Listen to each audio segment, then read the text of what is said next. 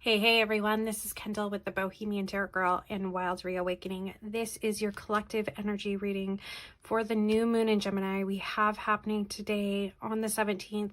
It's actually going to be happening for the majority of the world on the 18th. So if you're in London, Australia, or even on the East Coast, it's going to be happening as it crosses over into the day of the 18th. So just be aware of that.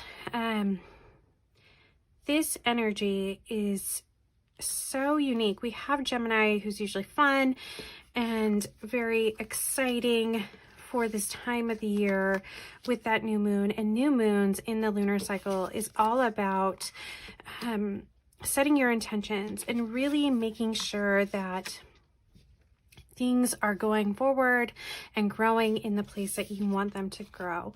Gemini in itself is all about, it connects with communication and all those pieces that are allowed you to express yourself and really making sure that you're going in the direction that you want to go. It's interesting with this new moon, we have a square to Neptune. And so if you watch my moon forecast video, or if you join us for that moon circle, which I'd highly recommend and has a workbook, you can actually, we'll talk a little bit more about that Neptune energy and why it's blocking you. And you just need to look into, look into the future as a whole. Don't look at necessarily the nitty gritty details here. We're going to start off the reading. We have the Knight of Wands reversed. The Knight of Wands reversed is a lot about delays, scattered energy, very much that foggy Neptune energy I just actually mentioned. And that is preventing you from connecting to that deep, passionate place that you are really coming from, where you want to grow. It really speaks to things that might be coming up in the world. I do feel like a lot of this energy has to do with us being frustrated. I think places that we've gone and places that we've put seeds to grow are just causing a little bit of stagnation. They're not moving in the directions that we want. And so we have this frustrated energy. We do have, pairing with it, the Justice card.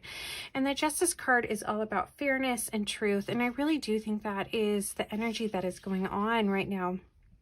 We have Pluto, who retrograded back into Capricorn, and it's going to be coming back around in January of 2024 into the sign of Aquarius. And it is really digging up all those details. And so I can see how the world in itself has caused some frustration. It's caused some blocks. And there is a need for this truth and justice in both what we are creating to come out and the world in itself.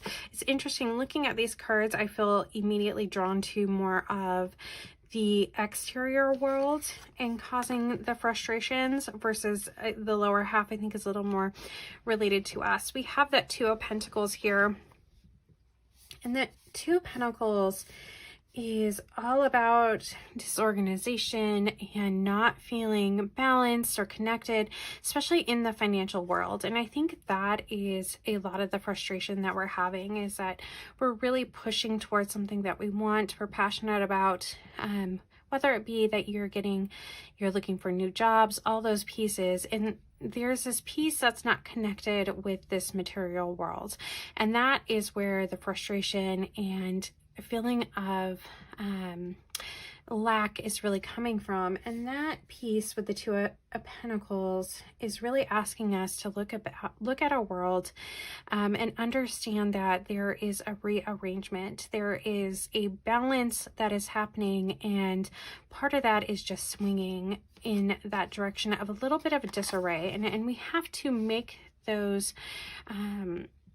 changes in our life in order to bring it back around. And we have the Page of Swords, and the Page of Swords is really about being restless. And here we are, we have all this energy of, not really having the scattered energy that we want, and we're looking for the fairness to come about in our lives.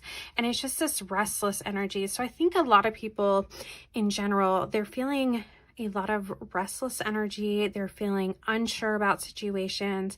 And that is very much with this Neptune energy, with this new moon. We really want to be connected to where we're going, what we're focusing on, and our mind is going, because Gemini likes to go, go, go.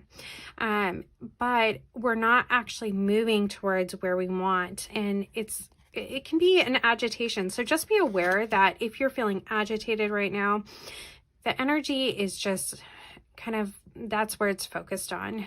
You really have to turn the energy around with Gemini and really harness looking at the overall big picture and creating that beautiful world within that, and dwelling less on the details, like in the outside world. So if we think about the news or what's happening outside of what we control, you need to let it go, and you need to focus on the overall big picture of how you want to set your intentions for this life.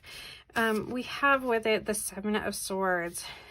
You know, this card traditionally is about kind of like this sneaky stealth, right? This is a man who's, you know, it's interesting with this card. He's outside of a large city. So it wouldn't surprise me if things come to light over this time period where we have to really accept and hope that the fairness, and rely on the universe to give us fairness, right? That things might have not been playing out in the way that was best for us because of other people's egos and wants. And I think that is the warning here. It's not necessarily that we need to seek out this person and persecute them. It's that we just need to be aware that there are things on the underside of our life that is really, really just not focusing on the positive, that they're doing something for themselves, and it isn't affecting our lives. And so we just have to be aware of it, and not necessarily hone in on it, but it is something to note that, you know, this energy. And it was interesting when I pulled it, it was very much set aside from itself when the card popped out. And so the Seven of Swords here is just somebody who is doing something to benefit themselves and doing it in a sneaky manner. And so just be aware of, you know, this energy might come up. I think we have to not overly be frustrated about it. Don't add to this energy. Don't dwell in this energy. Let it go. We are, in fact, going on this journey. And this is what the Six of Swords really is telling us, is this journey here that is bringing us to the Three of Wands. And the Three of Wands is all about this passionate connection to where we want to go, and it's foresight and planning, and it really speaks to the energy of the moon and making sure that your big picture and that passionate energy is being used to really create the journey that you want to go on. And I think that's the overall message, is that you need to use the overall energy. You need to put and look to the future, look to you know, the big picture in your life, and not dwell necessarily on some of the negative aspects that are going on, not dwell on the fogginess, unfairness. You know, sometimes people are sneaky in our world and we have to be aware of them, but we need to look at the bigger picture of the greatness that it can be in our lives, and the fact that we're going on a journey. And the journey, as I always mention with this card, can be a sad one. There can be a sense of loss, but we have to be able to go on this journey in order to really obtain this passion. And it's, when I see these two paired together, I can't think of, this is a great message. I mean, honestly, the Three of Wands is great energy. It's very passionate, very connected. And so we don't need to dwell on where we're going. We don't need to worry about it.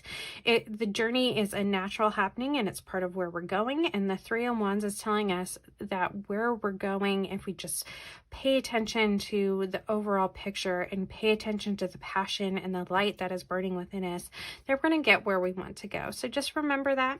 I will see you all next time. Have a great new moon.